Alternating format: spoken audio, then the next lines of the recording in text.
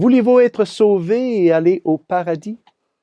Il y a un vieux dicton latin qui dit « verba docent exempla trahunt ». Cela signifie que les mots enseignent, mais ce sont les exemples qui entraînent. Notre Seigneur Jésus-Christ, maître par excellence, a utilisé cette méthode divine de donner le bon exemple pour convaincre ceux qui l'écoutaient à ne pas seulement l'écouter, mais aussi à le suivre. C'est pourquoi il a toujours enseigné en utilisant soit des exemples ou des paraboles. Mais il y a aussi une autre raison, beaucoup plus subtile, pourquoi le Seigneur aimait utiliser cette méthode dans ses enseignements. Soyons attentifs.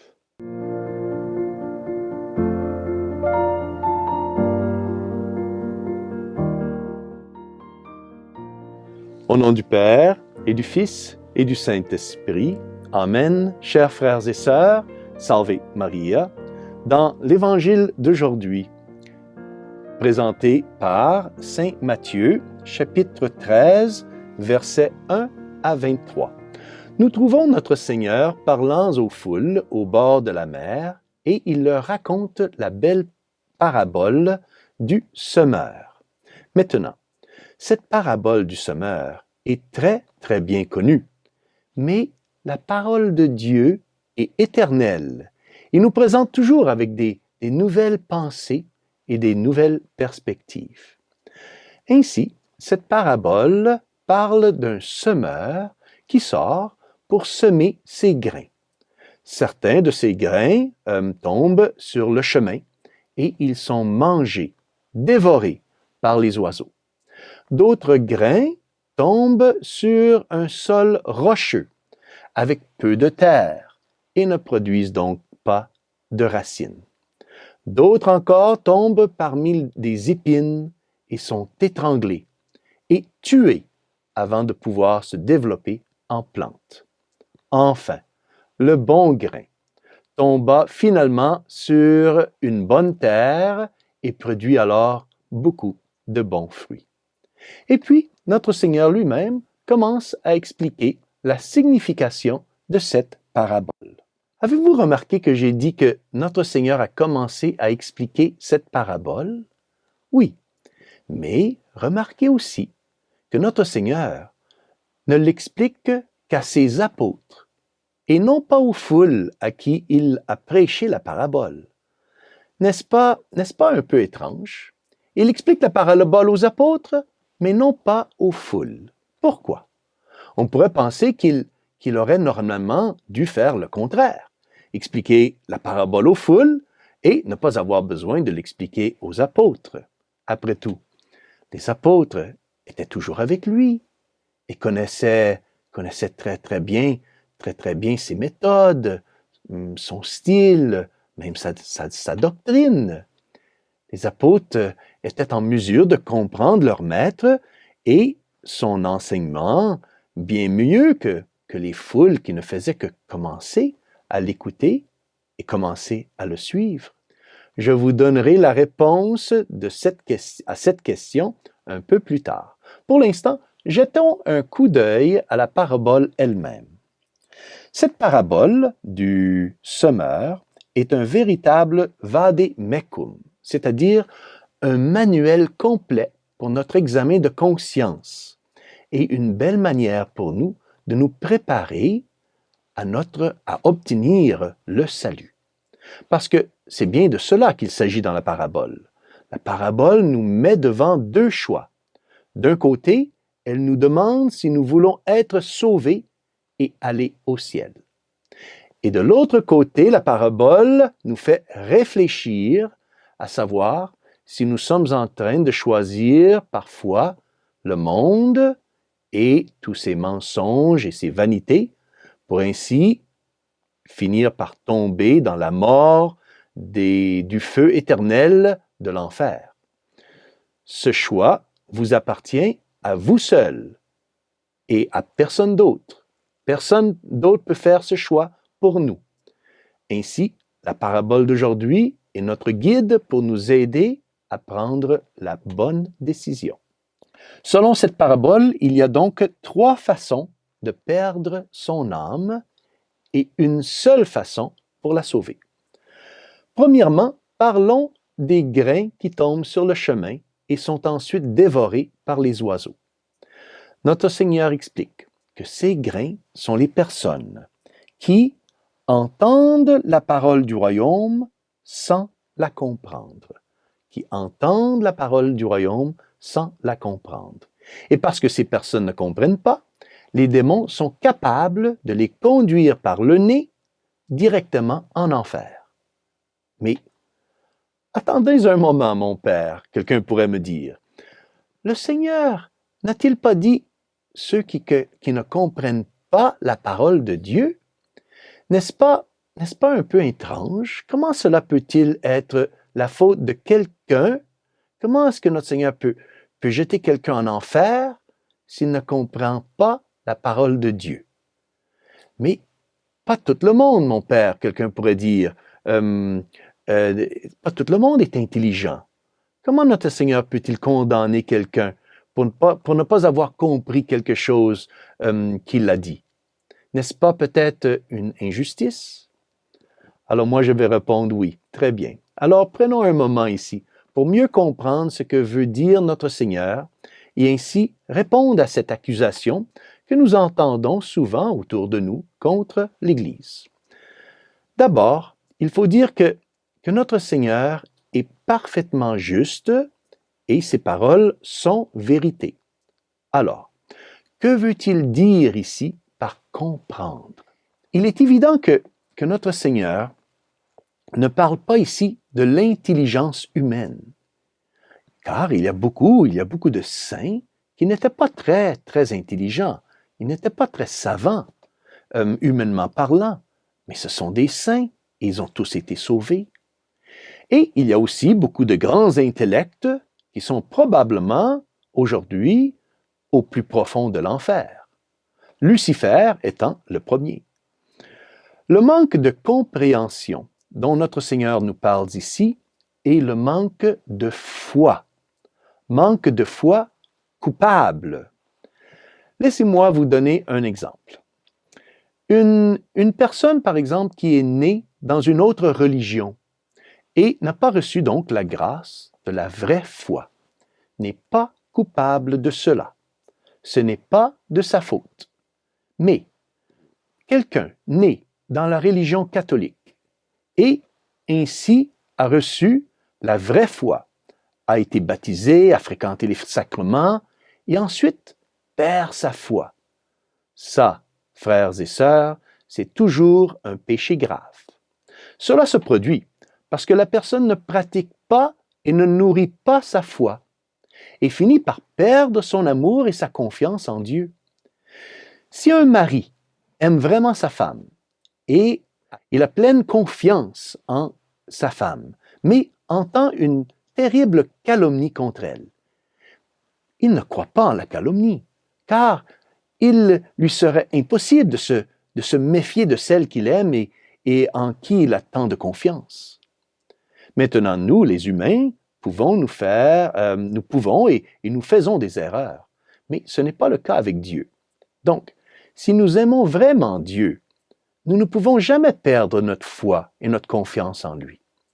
Mais, rappelez-vous, la foi est capable de grandir, mais aussi est capable de diminuer. C'est pourquoi nous devons constamment pratiquer et nourrir notre foi. Comment? Alors, je vais vous donner 2 petits conseils. Je fais une parenthèse ici. Je vais vous donner 2 petits conseils. Premièrement, on peut nourrir notre foi en faisant de fréquents actes de foi et de fréquents actes d'amour envers Dieu, en visitant le Saint-Sacrement, par exemple, en faisant de fréquents actes de foi en la présence réelle de l'Eucharistie. Ou alors, lorsque nous voyons quelque chose de bon ou même de mauvais qui se passe autour de nous, nous devons faire un acte de foi rapide, que cela se produit, cela est permis parce que Dieu le permet et Dieu en retirera quelque chose de bien. Un deuxième exemple de comment grandir dans sa foi.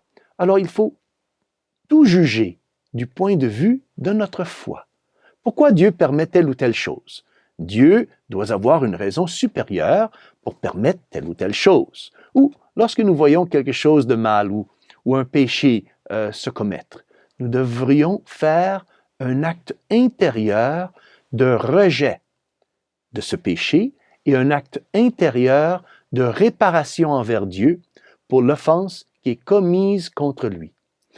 Ce qui est important, frères et sœurs, c'est nous ne pouvons pas tomber dans l'indifférence à tout ce qui se fait autour de notre foi.